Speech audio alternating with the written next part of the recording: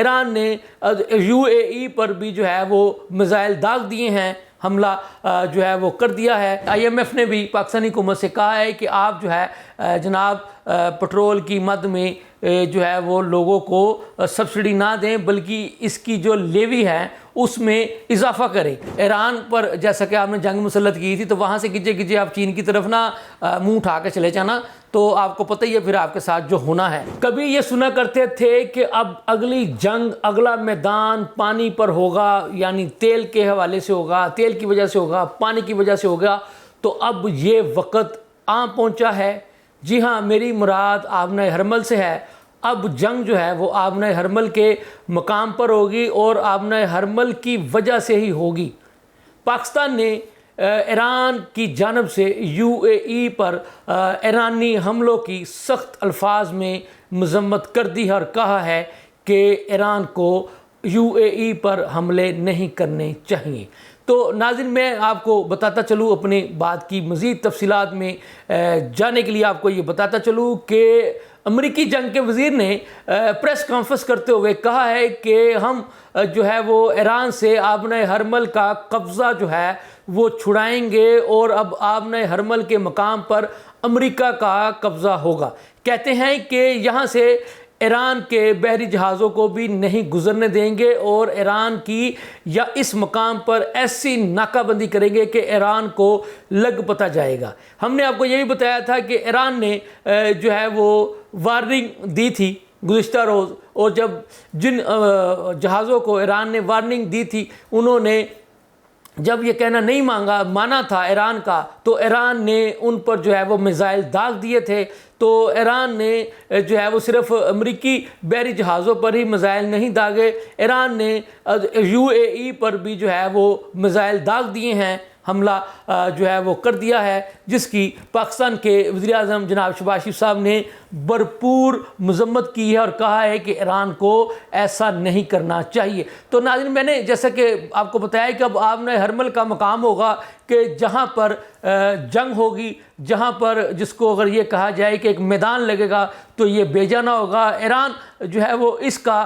جو ہے وہ کنٹرول چھوڑنے کو تیار نہیں ہے۔ تو 15,000 فوجی جوان امریکہ نے اس مقام پر جو ہے وہ لا کر کھڑے کر دیے ہیں، اور امریکہ نے اعلان کر دیا ہے کہ اب یہاں سے ایران جو ہے وہ اپنے جہاز گزار کر دکھائے۔ تو ناظرین، یہ جو ایک فریڈم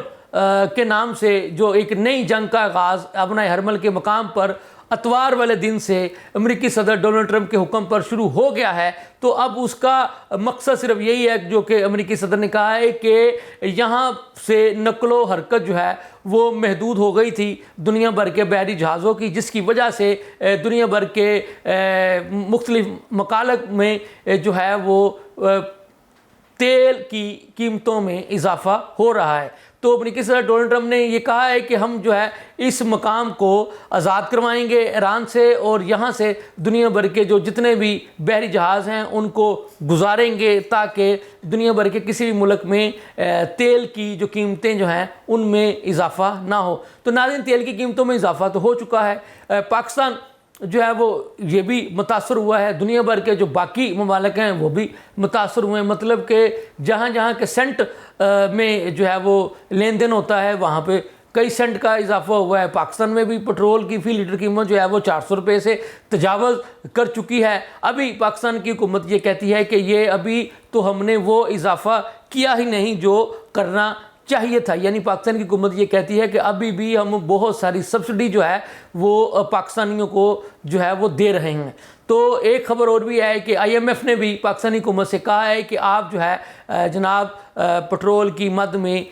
جو ہے وہ لوگوں کو سبسڈی نہ دیں، بلکہ اس کی جو لیوی ہے اس میں اضافہ کریں۔ تو ناظرین، بات یہ ہے کہ یہ جو ایران پر جو جنگ مسلط کی تھی 28 فروری کو امریکہ نے، اس کی وجہ سے اگر یہ کہا جائے کہ سب سے زیادہ متاثر پاکستان ہوا تو یہ بے جانا ہوگا۔ وہ اس لیے کہ جناب پاکستان کے تعلیمی اداروں کو بند کرنا پڑا، قفائے شہری کے نام پر جو ہے وہ قومی اداروں کو ہفتے میں جو ہے وہ 3 دن کی چھٹیاں دینی پڑیں۔ ابھی بھی تاحال یہ سلسلہ جاری ہے، 3 دن جو ہے وہ ہفتے میں قومی اداروں میں چھٹیاں دی جا رہی ہیں۔ قفائے شہری مہم جو ہے وہ ابھی بھی جاری ہے، اور اسی طرح سے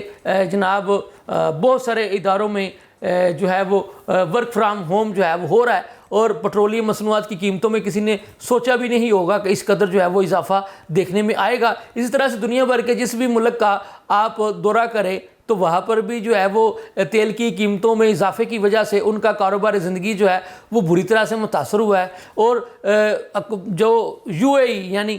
دبئی پر، جو متحدہ عرب امارات پر ایران نے جو مختلف اوقات میں جو حملے کیے ہیں، اس کی وجہ سے جو دبئی میں وہ لوگ جو کہ دنیا بھر کے مختلف ممالک سے کاروبار کی غرض سے مقیم ہیں، تو ان کے کاروبار کو پر بھی اثر پڑا ہے۔ تو وہاں پر بھی جو ہے وہ ان کا آپ کہہ لیں کہ جو کاروبار زندگی جو ہے وہ بھی خراب ہوا ہے، ان کو بھی خاصی مشکلات کا سامنا ہے۔ اس طرح سے ایران نے، آپ کو پتہ ہے، گلف مڈل ایسٹ کے جو دیگر ممالک ہیں ان کے ایئر بیسز پر بھی جو ہے وہ حملے کیے تھے، یہ جواز بنا کر کے جی ان ایئر بیسز کو ایران کے خلاف جو ہے استعمال کیا جا رہا ہے۔ تو جناب بات یہ ہے کہ جب تک اس کی مستقل جو ہے وہ جنگ بندی نہیں ہو جاتی، تب تک تو مشرق وسطیٰ کے جو حالات جو ہیں وہ اسی طرح سے کشیدگی کا شکار رہیں گے، اور یہ کشیدہ جو صورتحال ہے تو یہ کسی بھی ملک کے حق میں نہیں ہے۔ اس کا نقصان تو ہر ایک کو اٹھانا پڑے گا، چاہے کسی کو براہ راست نقصان ہوگا، کسی کو انڈائریکٹ نقصان ہوگا، تو نقصان ہے۔ اب